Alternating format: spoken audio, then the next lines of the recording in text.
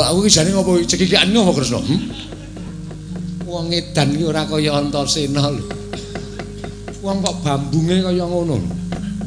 Lho, kepro watu ndase. Iki ora kok isih do dendam ki ngopo e? Wong wis lunga wis ora ana kok isih do dendam. Wah, apa tumon? Werkudara kuwi senopatine Ngamarta. Aku nek gelut mesti milih. Pilih tanding saurane Ratu Digdaya apa Ratu Buta sing sak bobot karo aku. Gara-gara cengus siji kae. Isin. Sekali-sekali to. Iki tunggal dene iki. Ratu Mandra ki nek nesu gilani kok. Wah, edian hol. Ah, aku ya isin. Iki ki wong tuamu iki senengane nek beda wong tua sak penake dhewe. Ha ya ming tak coba. Bapak gini ya ora urung kalah ya ming karo kaya ngono. Mau jane mau ireng barang arep tak gathuke. Mau laitan ku tak senjata cakra gundulmu kowe. Arek tenan ta. Wes mikir sik.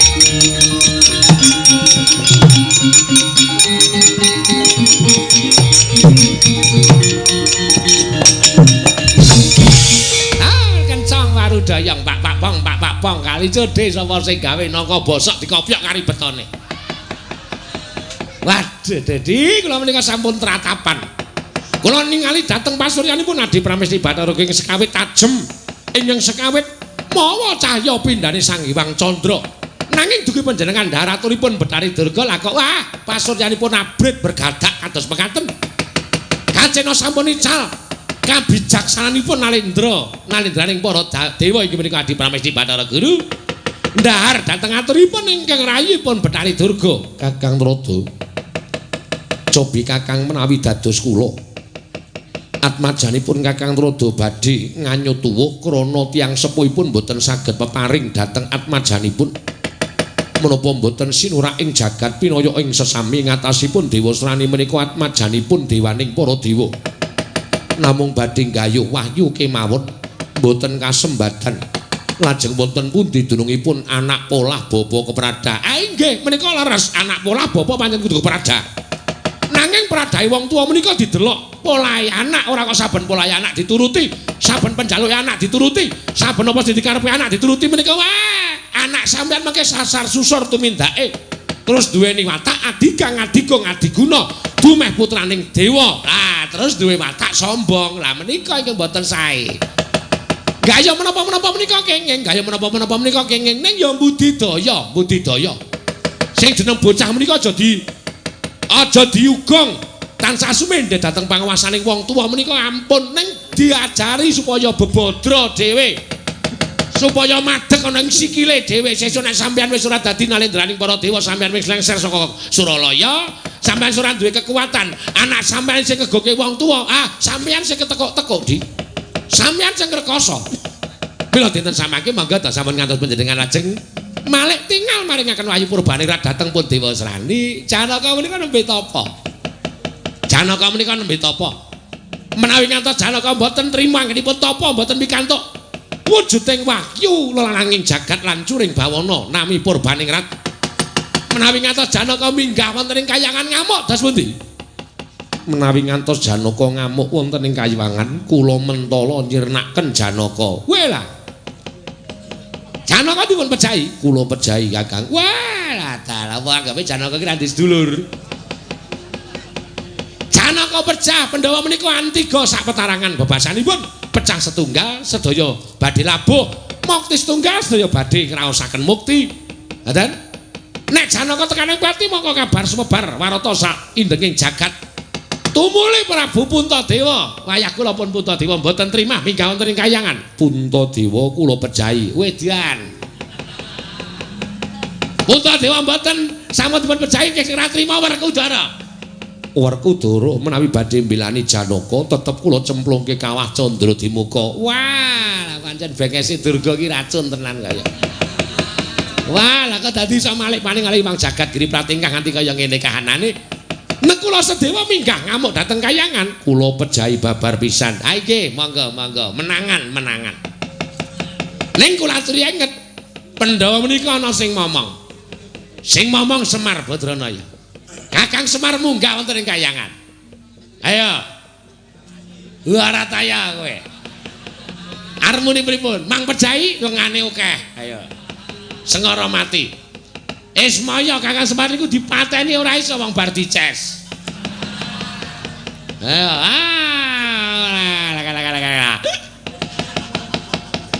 Pripun samangke panjenengan kedah megale. Durung mengko nek Semar nggawa anak-anake. Wah, kayangan menika repot. Dewa nggo jak-jakan Panakawan Gareng Petro Bagong mongko Bagong nesu ling uyuh sak nggon-nggon. Apa kelakon kayangan pesing sak nggon-nggon anggere dewa liwat kok buntet irung menika ya ora ana. Ayo cobi kula aturi paring dawuh. Wah, langsung nalika kok ngaten to, Di. Monggo ta samake kula aturi menggaling kelaku permati. Banyunipun Dewa Srani menika dipun tampi. Ning kedah Mas Mesuraga ngasah budi srana tapa brata prihatos kados Janaka. Sarang-sarang prihatos kathahing titahing sami prihatos sinten mangke ketampi prihatosipun inggih menika badhe nampi kanugrahan wujuding wahyu purbaningrat. Mboten kok lajeng dumeh kula warga terus diwenehi wahyu sing wong liya disingkirke. Panjenengan menika mboten nindakaken pemerintahan ingkang nami dana siasat utawi sinebut sama beda dana denda. Kayangan menika patuladaning para titah lho, Di. Kayangan menika patuladaning para titah inggih gesang wonten ing Madyapada. Nek dewane wae sasar susur tumindake, kaya ngapa-apa kal gawene titah ning Madyapada. Mboten kanten-kantenan, padha nungsang puyang, ngudel bingung, numbuk bentus. Dipun midhangaken. Inggih, Kakang. Ngertos mboten? Inggih, ngertos Kakang. Nek ngertos syukur. Samangke kula nyuwun dawuh. Wahyu Purbaningrat menika badhe dipun paringaken Janaka menapa dipun paringaken Dewa Srani. Tetep dateng Dewa Srani. Wah, trondolo iki. Tak kira dikandhani iki nek meneng wae iki nek gatekke jebul. Wah, wis ora owah. Matur sembah nuwun Bu Kulun. Telek. Mung muni matur sembah nuwun kok cangkeme tekan kono-kono. Merot-merot anggepe ulun kepencut karo kowe. Ora wae. Sing kepencut karo kowe ya ngadi Pramesi Bathara Guru kuwi mergo ora ana liyane. Anane ya ming kuwi wae. Pun ngaten? Inggih. Tetep badhe kula maringaken pun Dewa Srani. Oh, nggih, menawi ngaten nggih, mboten dados menapa. Kula ngemutaken sampun mboten dipun dahar. Monggo dipun lampahi kemawon. Ning kula aturi enget hukum ing jagat menika wonten sekawan perkawis. Hukum alam, hukum adat, lajeng hukum negari, lajeng hukum karma. Hukum ing alam menika panasing srengenge, sakmangke titah saged nduwa panasing srengenge sarana damel griya supaya ora kepanasan tegesipun saged dipun wakilaken. Hukum adat upamane ana wong sing kepengin anake dirabi karo wong sing iso nehi tukon nganggo emas sak gentong, mboten perlu emas mujudaken emas sing sak gentong menika mboten.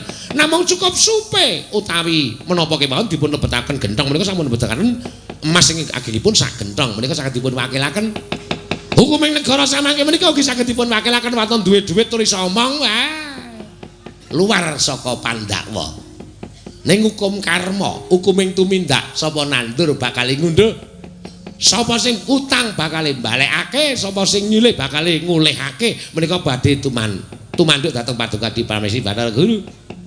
Menawi kula matur, hukuming karma sapa nandur bakal ngunduh, sampeyan aja pisan-pisan ngendika ditebaske. Kula mboten seneng. Kaya ngoten niku kula mboten seneng. Niku maido dhateng Saloka tembung Jawa. Menawi Adi Guru menika minangka dados bintang tamu, monggo. Nanging Adi Guru menika natos dewaning para dewa, mboten kenging ngendika ingkang sakarsanipun pribadi. Iki ngaten Didi. Pun, monggo menawi boten paringan drosani monggo. Ning kula wiwit dinten menika kula medal saking rombongan dewa. Lho. Kakang Narada badhe medal saking rombongan dewa. Inggih, tegesipun kula mboten ajeng dados dewa. Kula mah dadi dewa. Tinimbangane kula ibarate ora mangan nekane gabul pulute ora tumindak ala ning kecipratan alane luwung kula mudhun wonten jagat ora dadi dewa kadewatan kula caosaken pujangganing kadewatan kami tuaning dewa kula caosaken Datu Pandika Dipresi Bathara Guru kula sampun boten kepengin dados dewa. Nggih. Lajeng Kakang badhe dados menapa? Sakarep kula niku dudu rasa sampean. Kula lajeng dadi napa niku sakarep kula. Lajeng Kakang nyambut damel menapa wonten ing jagat. Wah, ngece. Kula niku ngundang Jaipong ya apik. Ajeng ngedeke campur sari. Campur sari tuna budaya. Pira-pira ditampani, pira-pira tampani. Tuna budaya. Wah, tuna budaya. Penyanyine golek sing umur nyewidak-nyewidak. Sing wis blawur delok dhuwit. Dadi kai sithik-sithik do meneng seneng era jama-jama. Wah, gayeng-gayeng tadi titah mani tadi dewa. Dadi dewa kok kean peraturan. Mangan kudu pelem pertangga jiwa, jambu diponirmala. Ngombe kudu banyu kamandanu, banyu amerta. Neng jagat kepenak banget. Ngombe apa-apa iso. Sak seneng kula pokoke. Mangan yo sak penake dhewe ora pasake. Genduren yo kena. Tonjokan yo dipangan pokoke ning jagat niku sareng ngremenaken mangane dadi dewa ning pakartine elek. Sampun kula nyuwun pamit. Kakang Rada sampun mekaten mboten. Kula nggondheli Kakang Rada. Kaya yange digondheli. Mboten pokoke pun tasih maringaken purbane dhateng pun Dewa Srani, kula ajeng mudhun wonten jagat. Kakang Rada mboten kenging dipun imutaken. Mboten, kula sampun dados keputusan kula kedah dados titah. Ngaten Kakang, mangke mangsa kula padosi. Mboten ajeng nemoni sampean. Panjenengan dewa sing elek. Dewa sing pangartine sasar susur tumindake. Tumindak sampean niku nglepeti dhateng pangartine dewa liyane. Ketara Bathara Indra, Bathara Yama Dipati, penyarian Sambu Brahma sanesipun sedaya nderek elek merga pakarti sampean. Bu Kulun sampun ngantos panjenengan mangro tinggal lho Bu Kulun. Tetep kagem pun Dewa Srani. Iya Durgaja kuwatur. Inggih. Nyuwun sewu Bu Kulun menika sukunipun wonten semutipun. Semut cekel pangan kono. Kula pasrahaken kula nyuwun pamit mandhap wonten ing Majapada. Pun ampun digoleki Bathara Rada. Nek ana apa-apa mang tanggung dhewe kula mboten melu-melu.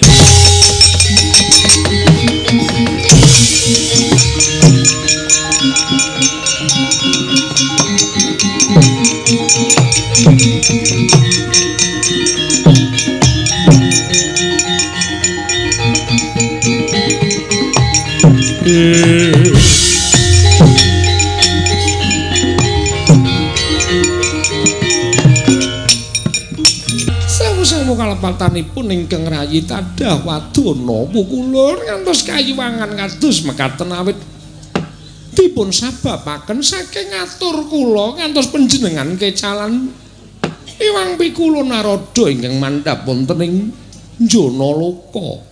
Durga kula wonten maring adawuh kabeh mau katandha saka gedhening rasa tresna ulun lawan jeneng kita. Tobat. Menapa inggih mekaten lho Bu Kulun? Wong kula menika wujudipun sampun ngados mekaten. Panjenengan kok paring dawuh bilih tasih tresna kaliyan kula, wong nyatanipun kula menika sampun wujud raseksi, papan kula pun mendandang mangure. Panjenengan tasih paring pangandikan kados mekaten. Durga, kula wonten dawuh. Nadyan kita wujuding raseksi nanging panyawang ulun tetep kadidene kaya Bathari Umaduk nalika semana. Iya Bathari Durga. Sobat, telatapan. Ati kula telatapan. Menawi panjenengan paring dawuh mekaten menika Bu Kulun. Iya, Durga iya. Kang wis ya wis. Saiki Dewa Srani bakal cinadang pikantuk wahyu purbaningrat nanging ulun njaluk aja nganti kawistara. Dewa Srani dawana tapa ngambang kaya dene Arjuna. Bathari Durga.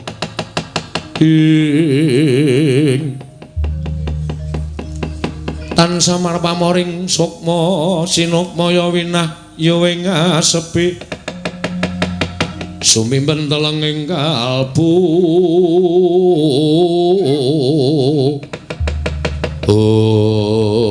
batobat menawi caranipun mekaten menika kala wau panjenengan ugi badhe mejahi dhateng putra piyambak lho sababe Dewasrani menika mboten saged manjing telenging tirta utawi mboten saged manjing telenging samudra tertentu badhe silem wonten telenging samudra pukulun Bathari Durgaja kuwatir saka gedhening tresna ulun kelawan jeneng kita Dewasrani ulun paringi ngampil titian ulun Lembu Andini ingkang kinarya srana tapa ngambang ana ing jroning samudra patobat menapa menika saestu iya Durga aduh pukulun ngaturaken panuwun ingkang tanpa pepindhan pukulun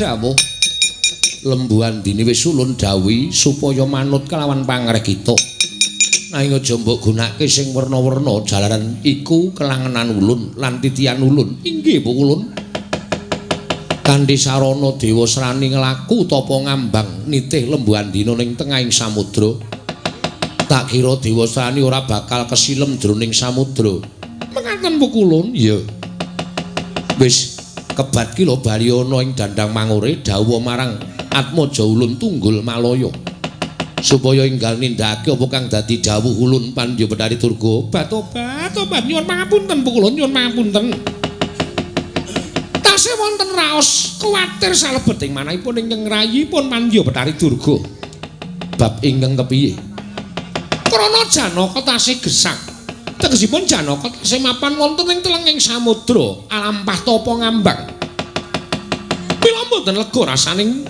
manahipun ingkang rayipun Pandya Bathari Durga menawi Janaka dereng dumugi ning Bejak mongko mejahi Janaka menika angel dipun jangka pukulun kula nyuwun senjata saking paduka ingkang sakalangkung ampuh samangke saged dados sarana pejahipun Arjuna pukulun Yana dewa yen nuntuna wong aprang kasangsaran yen nuntuna wong aprang kasangsaran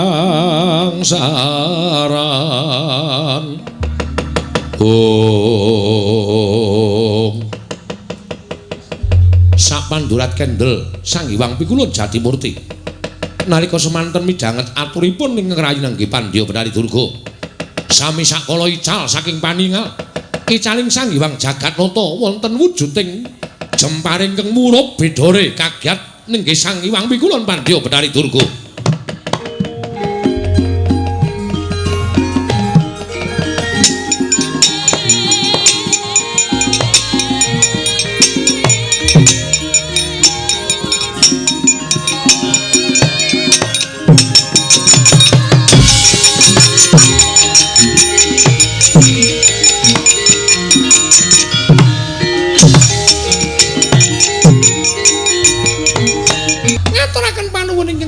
pepindhan pukulun dene jenengan dika Hyang Adi pukulun sampun kepareng wujud jemparing kados mekaten dados sarana anggen kula samangke saged mejahipun Arjuna pukulun ya Durga ulun gawanen lan lepasna lamun kita wis weruh si Arjuna apa dene utusan kelawan si Dewasrani nggone tapa ngambang supaya nyaketi papan tapaning si Arjuna lamun wis caket Dewasrani nglepasake panah ing kedadian saka ulun yen lumrah Janaka ora bakal kuwawa lan ora bakal kuat nampa kelawan jemparing mesti bakal tekaning pati. Aduh Pukulun ngaturaken panuwun ingkang tanpa pepindhan.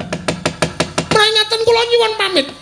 Mandhap wonten ing Janaloka merpeki anak kula pun Dewasrani saha nganti datepun lembu antini miwah paduka Pukulun ulun gawanen babar pisan Durga. Nun inggih ngestaken dawuh paduka Iwang Adi Pukulun.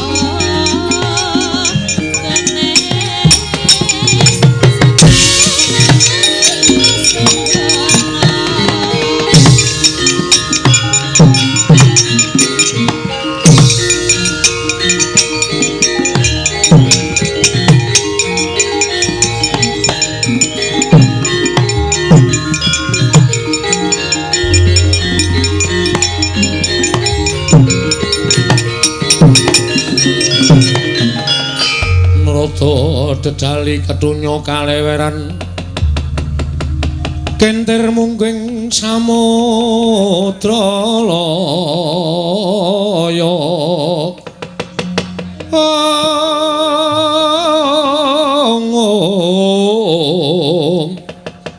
kentir mungging samudra laya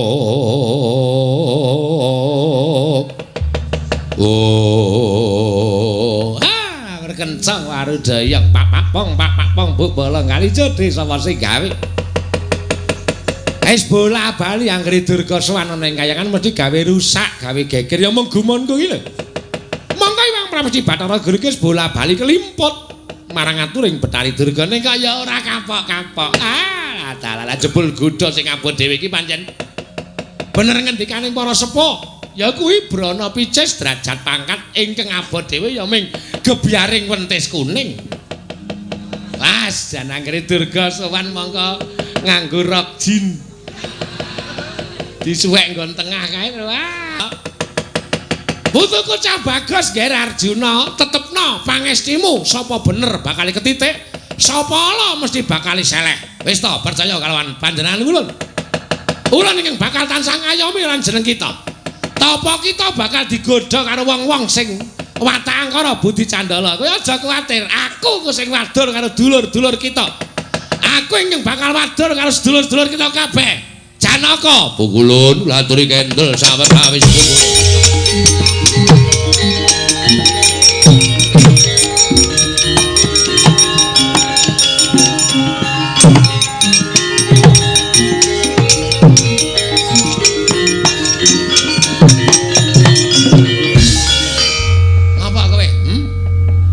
Dikangkan Bathara Guru kan nyegat aku ngono apa piye? Apa dianggep Bathara Ratu iki rawani gelut ta piye? Ayo. Pukulun. Lah iso rasa dadak kowe nganggo tata krama sing werna-werna. Kowe mesti arep nyegat karo Bathara Ratu, aku tekan bali ning Suralaya. Kowe diutus karo Bathara Guru. Ngono ta piye? Ayo. Pukulun nuwun pangapunten. Panjenengan sampun gadahi panyokara bawa ingkang awon kaliyan ingkang putra pun Yamadipati.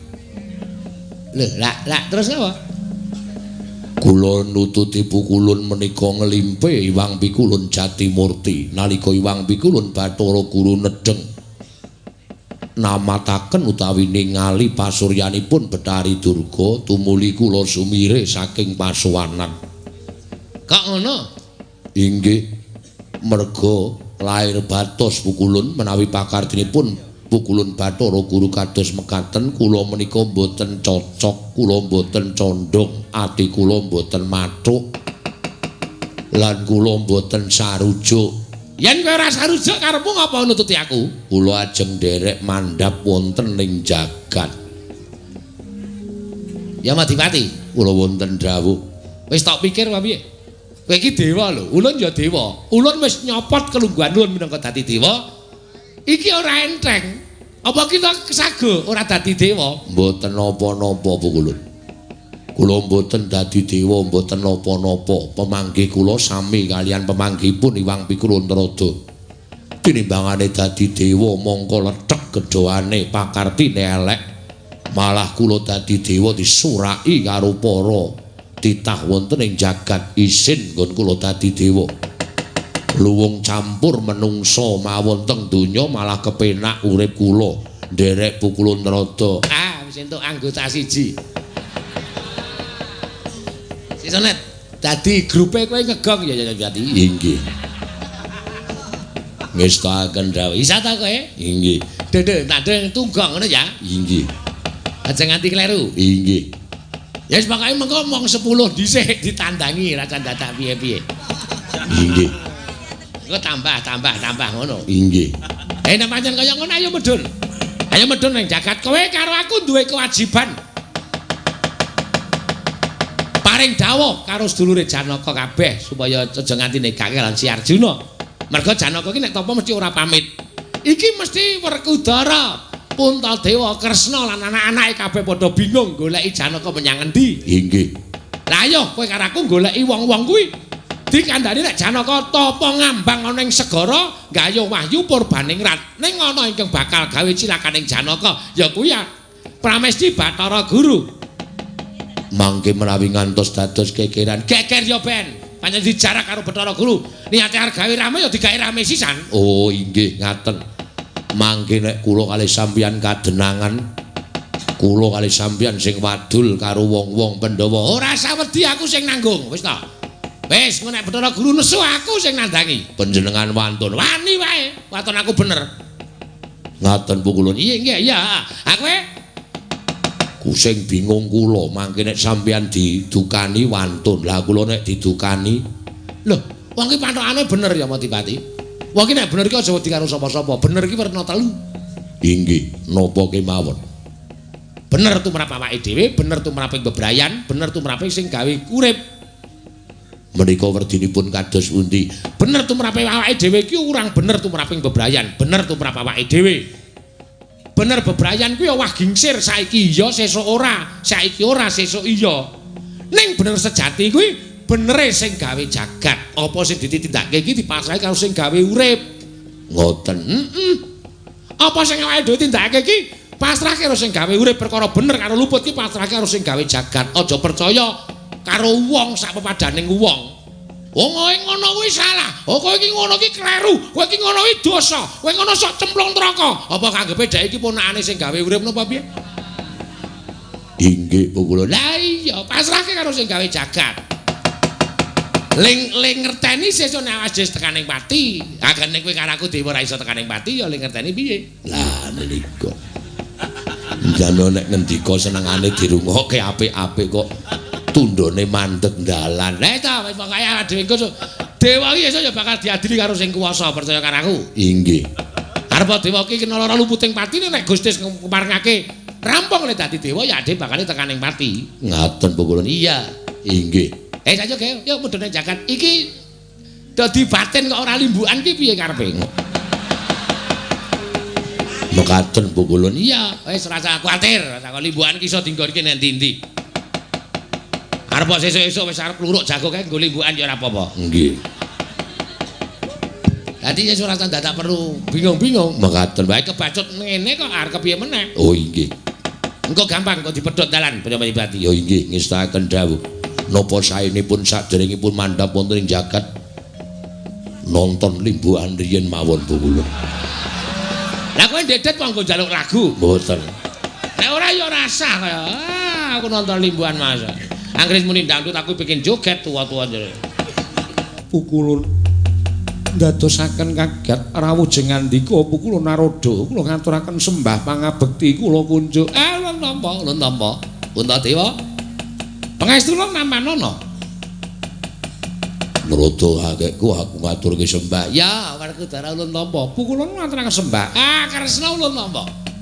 Bu Kulun ngaturaken sembah pangabekti kula kunjuk. ing wayah pun Baladewa. Iya. Nata Mandura ulun tampa karya Bombong Tias ulun. Nyuwun pangapunten Pukulun. Kenging menapa kula badhe mandhap saking dampar teka paduka mboten ngeparengaken. Dosa menapa ing badhe kula sandhang atasipun panjenengan menika Jawata teka kula wantun malang kadhak wonten sak ngajenging dewa. Gusik ora ngerti ta. Kita ora mudhun saka dampar iki ora apa-apa merga dina iki ulun wis ora dadi dewa.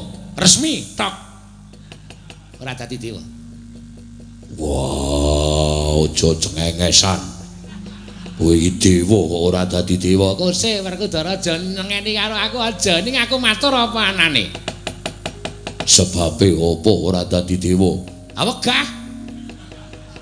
Kena apa kok wegah? Kayangan wis malik.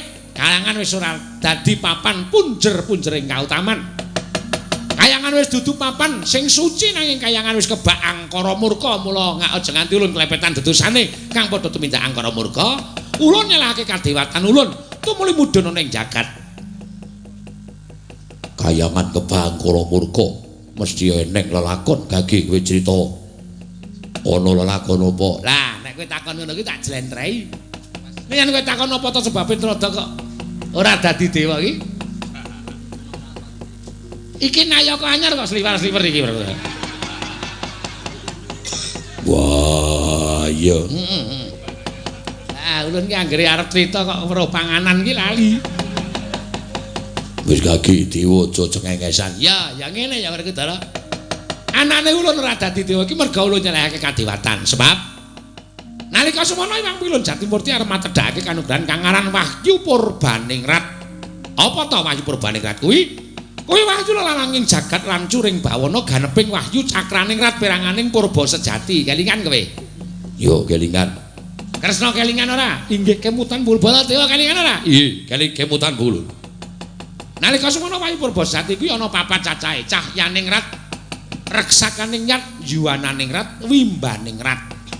Cahyaningrat ditampa dening Permadi, Reksakaningrat ditampa dening Kresna, Yuwananingrat ditampa utawa Wimbaningrat ditampa dening Sembadra, Reksakaningrat ditampa dening Kresna, lah sing Wimbaningrat ditampa dening si Baladewa ya kuwi Wahyu Wadat. Iki kula kemutan. Nalika semana Janaka entuk Cahyaningrat kanggo ganeping Cahyaningrat supaya bisa nurunake wijining ratu tanah Jawa. Kudu kedunungan wahyu lananging jagat ya kuwi Wahyu Purbaningrat. Yo. Sabanjure nalika iki Janaka tapa ngambang ana ing segara. Janaka tapa ngambang. Ya, Bocah minggat. lah ya minggat ki tapa? Tapa ngambang ning segara. Yo. Hyang Pilun Jatimurti wis paring dawuh. Menawi ngaten Kakang, Wahyu Purbaningrat menika pancen mesti dawah datengan putu kula pun Janaka babak anglayoni jujul lan usuli. Sowane Durga. Bathari Durga. Pukulun Bathari Durga sowan dhateng Kayiwangan. Iya. Wigatosipun ya biasa. Nangis. Merga ditangisi karo anake Dewa Sranyu ya kepengin dadi lananging jagat lan curing bawana. Nalika semana ulun wis kemutake walana diprawisi Bathara Guru. Pukulun. Sampun ngantos goyah lho. Kedah tetek penggalipun sampun kados-kados mekaten menika mangke menawi panjenengan dahar aturipun Bathari Durga kriwikan dadi grejekan geguyon dadi tangisan. Ning Durga ki pancen bocah wasis kok. Mulai iso malik paningali Bathara Guru sing maune jejeg imane. Bareng weruh Durga, imen. Sing ora kuat. Wekasan apa sing diaturke Bathari Durga mau terus didhahar dening Bathara Guru. Bathara Guru dawuh yen to Purbaningrat bakal ditampa dening Dewa Srani. Bathara Guru maring ngampil lembu andini marang Dewa Srani kinen tapa ngambang padha karo Janaka. Lan tak tonton saka kadohan Bathara Guru marah wujud pusaka dadi srana patine adimu Janaka. Wah.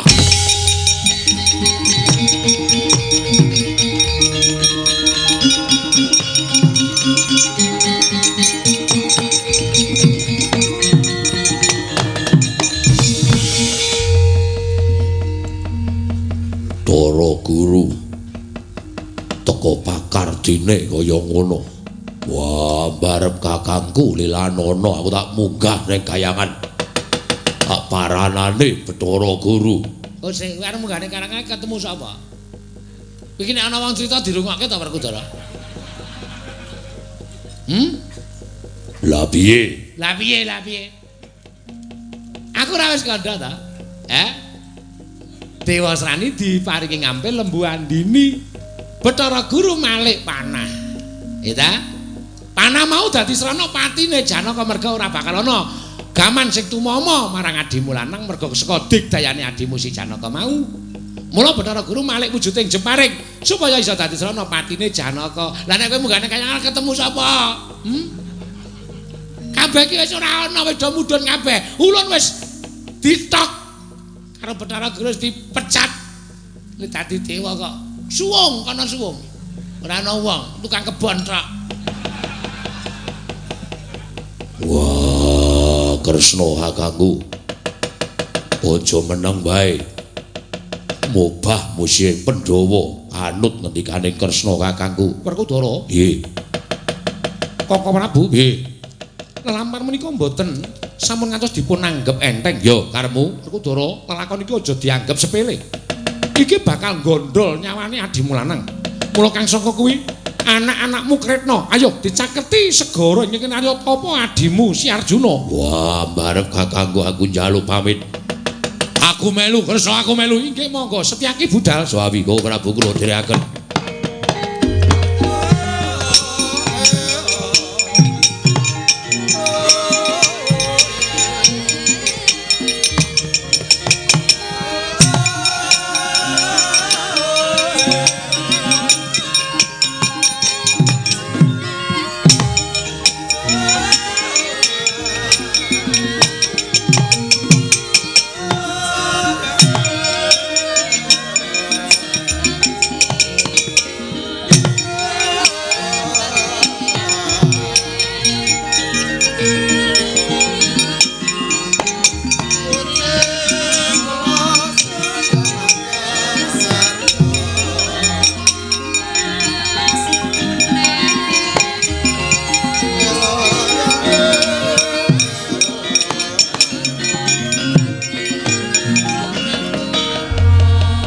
Pukulun lajeng kepareng paduka sak mangke kados pundi Pukulun?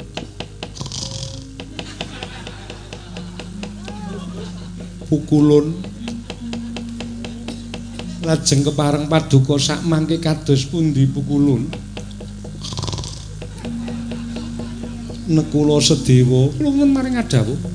Apa Pukulun Bathara Narada iki sare? Sajaipun mekaten wong netranipun tingkem kados mekaten. Mbok coba jawilen wong ya mbegogok kok ya iso sare. Apa dewa ki ya sok turu. Lho la inggih to ya wong. Dewa kok ora entuk sare. Pukulun. Nun sewu Bu. Berkencang Warudaya, papak pong bakmi goreng. Godhog ding. Lha iki kok sepi piye, Puntadewa? Menika sampun sami bidal wonten gisi ing samudra. Kowe padha kepenakan ning negara Ngamarta. Tawat-tawatane lakune Kresna Baladewa Werkudara lan anak-anak Pandhawa supaya mberat reget sing tumanduk ning penggali Adi Pramesti Bathara Guru. Kula sumanggaken paduka Iwang Pikula Narotaya. Nggih pamrawu ya. Inggih Pukulun.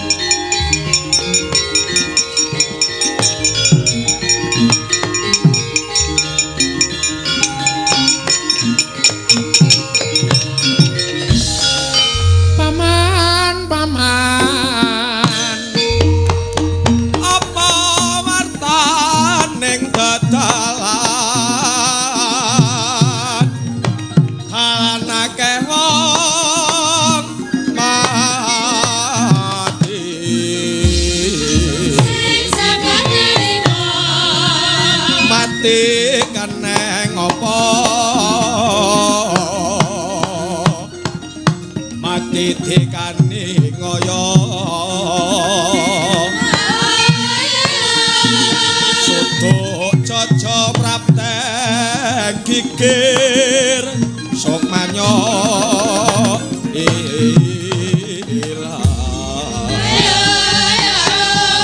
raganyo terus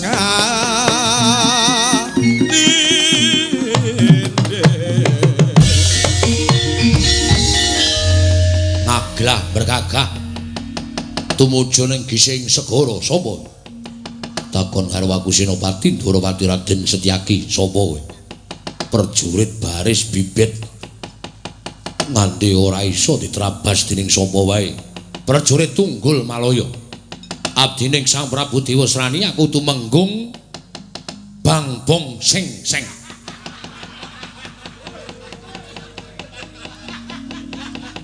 aja waton bisa ngucap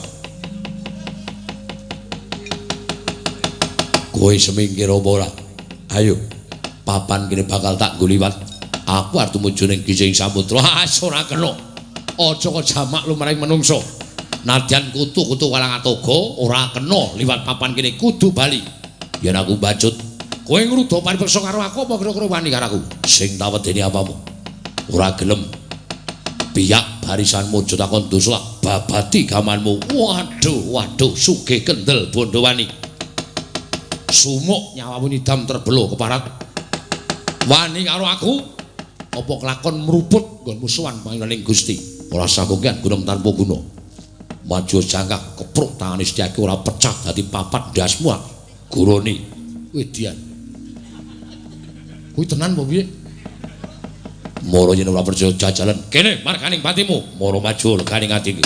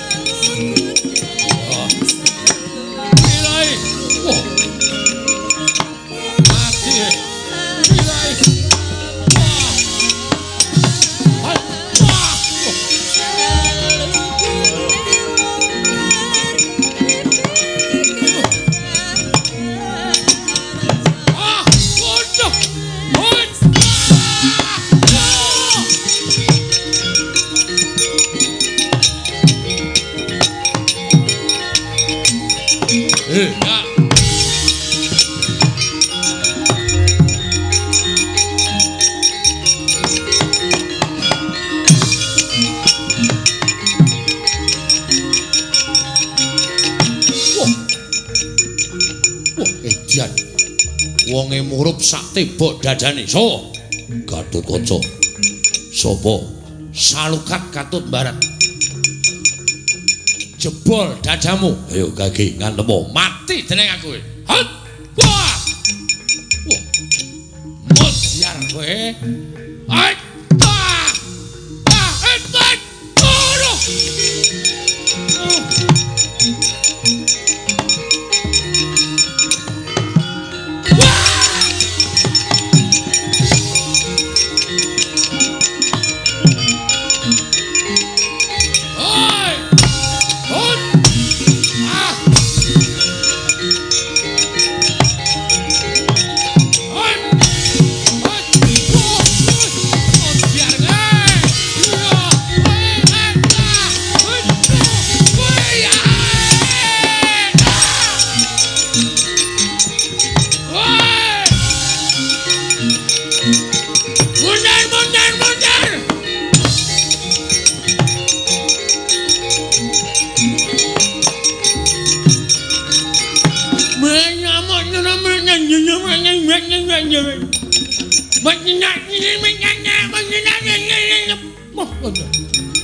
Namyuk dimingkem nganggo nyingil.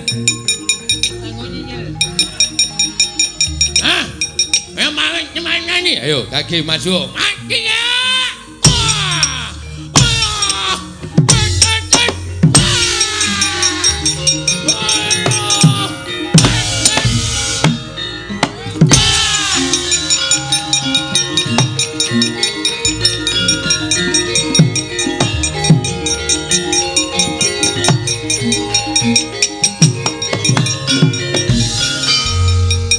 Sok meneh iki nganggo rasa kamanungsan Dimas. Perang kok tanpa nganggo rasa kamanungsan. Prajurit cacat tok antem tok candak tok pendem urip-uripan. Mane kesel. Oh, perang bablas ki marai kesel ning awake, candak sikep tak jak ambles bumi modar ning jero wonge. Terus mengkari ngegaki Maejan. Jenenge sapa? Aduh, ora takon aku. Wah, lah kok kebacut mati ra takon, Kang. Sesuk meneh aja ngono kuwi mesake prajurit. Yo, Kang, yo. Rampung kabeh, ayo Dimas.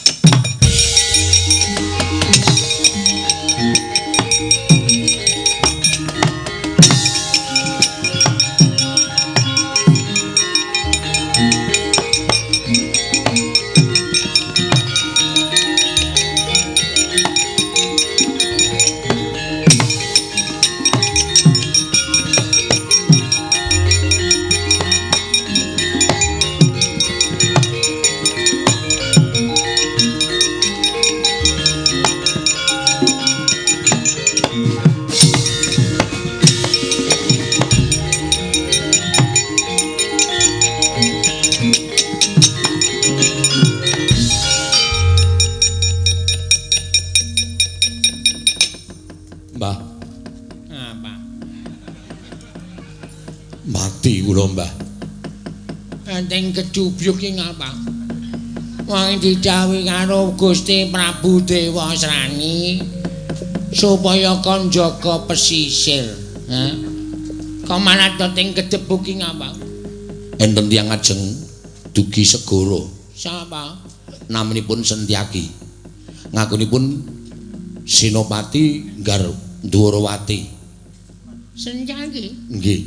Terus Gelut kalih kula. Kowe iki gelut terus Sentyaki? Nggih, Mbak. Menang apa kalah? Pangestunipun kawon. Lah, betul. Lho kok betul pripun? Kowe tak omongi ya sok meneh iki nek arep gelut ki taren karo aku. Luwe-luwe iki laladan gisi ing samudra tanah Jawa. Ya. Bel. Nggih. Nek kowe ora takon karo aku, kowe rekoso uripmu. Sentyaki ki wong peng-pengan. Awake cilik to? Nggih. Mripate nek menteleng abing kena. Nggih. Brengose tumpangke kuping kiwa tengen. Nggih. kae digdaya sekti kalintang jayaning perang kae Senopati Ndarawati kae ditamani pusaka ora apa-apa bebasan tinata mendat cinara menter tinumbak bengkung sinuduk putung paham nggih Mbah kowe tumenggung anyaran kok mungsuh sencaki iki demen modar meruput iya kowe iya tangane atose Raja Mak ora mung tangane sencaki iki suarane wae atos nggih. Wis ngono mulih kono. Nggih. Genduren. Lho. Kok genduren pripun? Tangga teparo dikumpulke, kowe ngucap syukur. Gendurenan tangga teparo dikumpulke nek kowe ora mudar musuh sencaki. Wis untung kowe. Nggih, Mbah. Matur sembah nuwun. Mundur ngono. Nggih. Wis dian tangane atose Raja Mak. Kula diantil bola-bali niku rasane kaya arep pecat-pecat nyawane. Aku ora tok pecat sisan. Mboten sampeyan niku jane tresna kali kula mboten lho. Ya ora. Wong aku karo prajurit sabrang sing ngayal-ngayal kaya kowe iki males kok rasane. Iya, kula semanggaken. Mbah, Apa meneh? kula ki nangge tiyang medun saking dhuwur diadani murup sak tebok blerengi. Wonge mabur. Nggih. Kula takeni namine Gatotkaca. Kowe perang karo Gatotkaca? Nggih, Mbah. Iki ya ngono wae. Mulih kana. Gendurenan. Lho, Ngucap syukur kersaning Gusti, ndasmu ora ilang. ndas kula pripun? Gatotkaca ki otot kawat balung wesi sungsum gegala lan sak piturute wong nyandra entek amek kurang golek. Kuwi senengane motol ndas, kowe bejo ndasmu isih nang kono. Nek ora bejo ndasmu nggo bal-balan karo anak-anak Pandhawa. Napa nggih, Mbah? Domongi aku ki semeh pindho kelangan ndas. Mungsuh Gatotkaca. Lho, sampeyan biyen mungsuh Gatotkaca. Biyen dek enom. Saiki ya wis ora wani kekuatanku sepira ta. Ngaten, Mbah. Heeh. Nggih, ngapunten nggih, Mbah. Kula tak mundur mawon. Kena dandani awake. Inggih.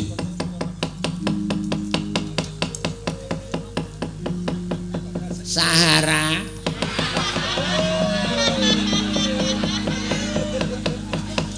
Kula wonten dawuh, Mbah. Prajurit sing tak dama-dama iki meng kowe. Kowe iki ganas di peperangan, hangat di pelukan. Jaya merata.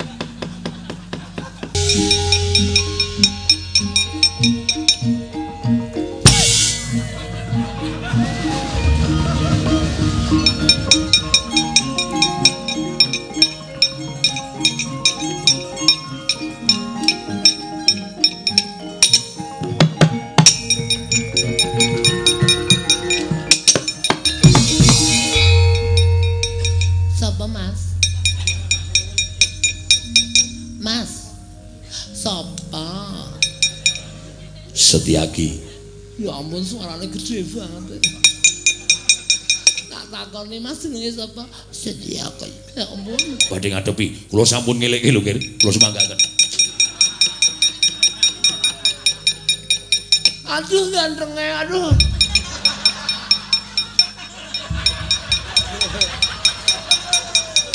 Asemi kene wis mlumah kono lunga. Ya ampun, masa aku elek banget kok ya.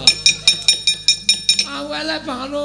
Aku ya nek ngilo ya kayane ya sapi lho ya ampun.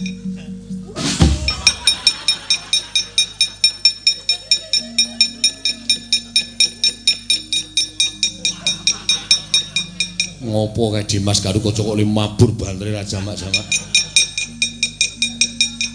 Aduh.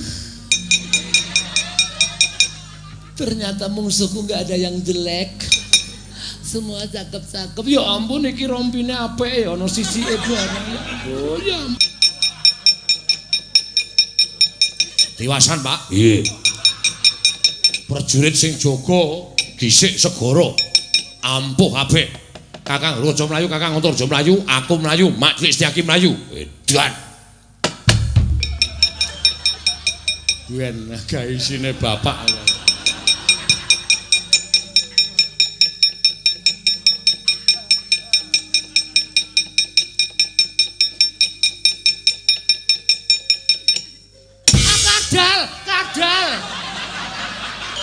Kadal.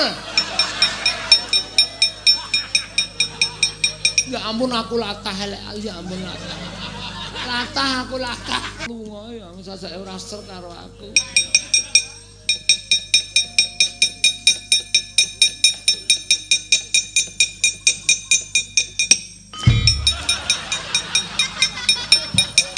Ngopo ya, Pak? Ngomong-ngomong ndasmu iki. Wah, wong gerang ditokke banci.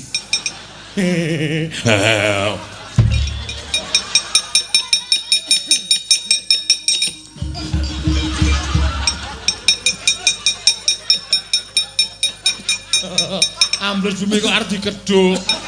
Ayo ora ketemu. Ngene ya. Pak De ora tak pakake ora.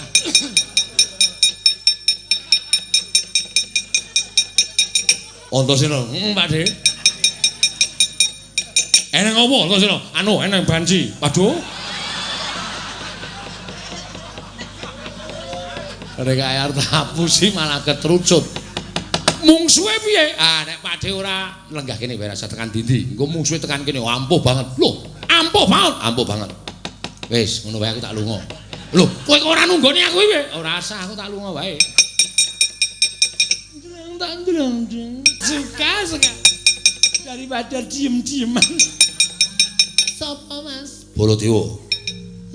Baladewa.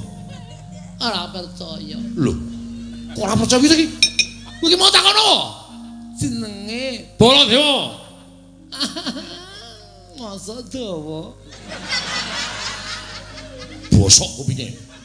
Baladewa. Oh, krungu. Rada dawa. Rada dawa ndasmu kuwi ora. Ora kasar-kasar. Kasar wae kowe iki mungsuh ora dikasar iki piye? Karemu apa? Perang. Apa? Perang. Ngomong sing cetha, cangkepe apa kok omong digeget. Karemu apa? Perang. Cangket jejeg kantaran perang. Ngejak perang. Iya. Perang karo aku. Oke. Akhirnya. Nek ora ngono ndak ora dadi. Ya. Lho. Iki piye kok digandeng iki? Lho, jare perang. Ayo perang ki jotos-jotosan. Jangan, Mas. Jangan. Aja Mas lara, Mas. Perang halusan wae. Sampeyan kok meneng wae tak perangi ya. Ya. Antasena. Piye? Kowe ki rene kok. Iki piye aku bingung Antasena. Iki aku ki mungsuh sapa? Lah ya iki. Oh, Werkudara kowe kalah ya mungsuh iki. Bapakmu kowe kalah. Wah, Werkudara ki menungso apa to kowe kalah? Karo menungso kaya ngono kok kalah. Wis, serang terus. Oke. Bar ambiar. Ayo kowe apa aku sing tekane, Mbak? Bles lanat menungso lantaran kowe. Wah, monster sing polondo. Jalo monster karo piye kowe? Kowe wani monster.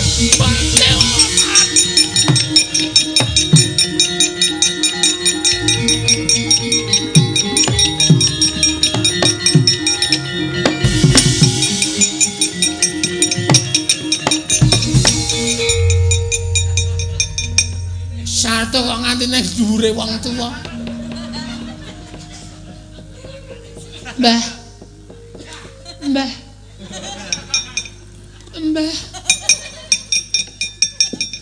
Oh. Mbah. Piye? Hidup pasangan kula dadal. Kula sudah tidak manis lagi. Sudah bisa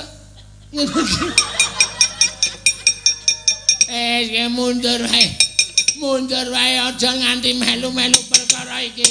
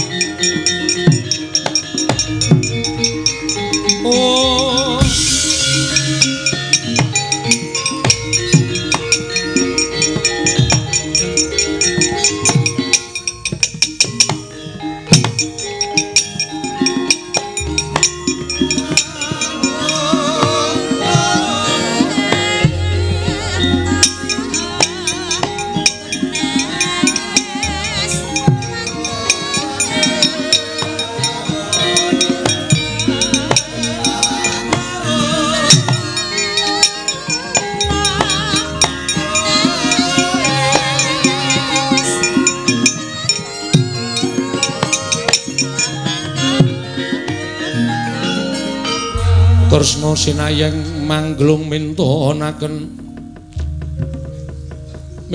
Dewi Kramanira kanggo mitiraning asta. Kanggo mitiraning asta aneng asta.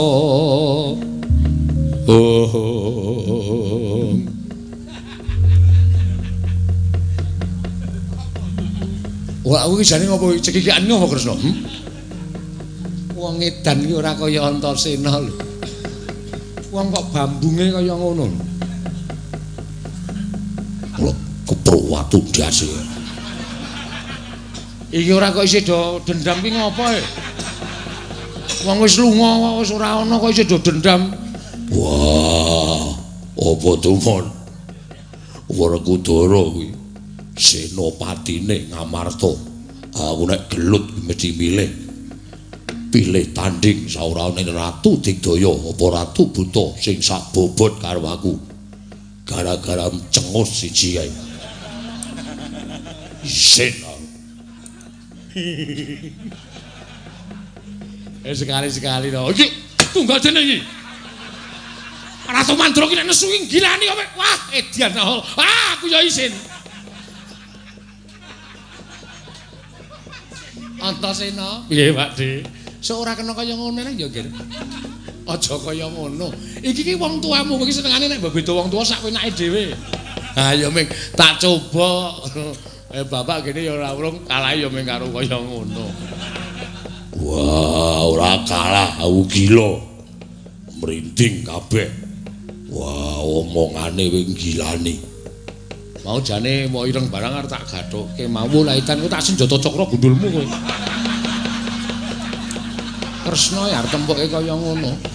Wis ora usah dadi rembug meneh. Sing wis ya wis. Sesuk dibaleni. Ora dibaleni wis sesuk. Wegah aku. Aku nek perang karo Antasena nek diapusine ditenono wak bledik nganti sak mudarmu. Mau ora sak melu malah ora ana kejadian. Werkudara iki ngomong kejadian apa? Sing isin-isinke. Wah. Ditonton wong sak donya Werkudara kalah karo banci. Setan. Ora apa-apa. Hiburan kok, Pak. Ora. Antasena, piye? Putra-putra liyane kadang-kadang mungkinen mapan gisik samudra sisih lor. Ya. Koko Prabu? Piye? Koko Prabu jagi gisik samudra isih kidul, Werkudara. Piye? Kowe karo aku aja pisah. Jejaga sisih kulon perangane mengko nang sing wetan dikupengi mengko rak katon adimu lanang. Ya, ayo tak derekke.